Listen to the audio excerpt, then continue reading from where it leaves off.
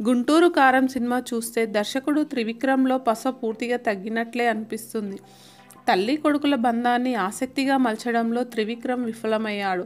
కథాపరంగా సినిమాకు మైనస్ మార్కులే పడుతున్నాయి. సినిమా కథ ఏంటనేది ప్రారంభంలోనే తేలిపోవడం అతిపెద్ద మైనస్. సినిమా చూడాలనే ఆసక్తి పోతుంది. తల్లి కొడుకుల పాత్రపై ఉండాల్సిన పట్టు కనిపించలేదు. కొడుకుతో అగ్రిమెంట్ సైన్ చేసినంత మాత్రాన రాజకీయంగా ఇబ్బందులు రావని చూపించడంలో లాజిక్ పూర్తిగా మిస్ అయింది. త్రివిక్రమ్ చూపించిన రాజకీయ ఎత్తుగడలు సహజత్వానికి దూరంగా ఉన్నాయి.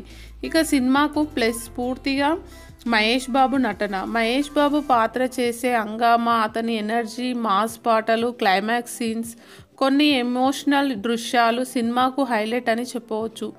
సినిమాకు మహేష్ బాబు నటన హైలైట్. అద్భుతమైన డ్యాన్స్ కూడా కనిపిస్తుంది. కుర్చీ మడతపెట్టి పాటలో మహేష్ శ్రీలీల హంగామా చూసి తీరాల్సిందే అంటున్నారు ప్రేక్షకులు. మహేష్ బాబు నటన, శ్రీలీల డ్యాన్స్ సినిమాకు బలం కాగా కథనం పూర్తిగా మైనస్. త్రివిక్రమ్ మార్కు సినిమాలో కనిపించలేదు. ఓవరాల్గా చెప్పాలంటే గుంటూరు కారం సినిమా మాస్ని ఆకర్షిస్తుంది, అలరిస్తుంది. దర్శకుడిగా త్రివిక్రమ్ ఈ సినిమాతో ఫెయిల్ కాగా నటుడిగా మహేష్ బాబు నెక్స్ట్ లెవెల్ చూపించాడంటున్నారు. కేవలం మహేష్ బాబు నటన కోసమే సినిమా చూడవచ్చు. త్రివిక్రమ్ ఇప్పుడు కొత్తదనం కనిపించడం లేదనేందుకు ఈ సినిమానే ఉదాహరణ. గుంటూరు కారం 10th డే కలెక్షన్స్ ఎలా ఉన్నాయో చూద్దాం.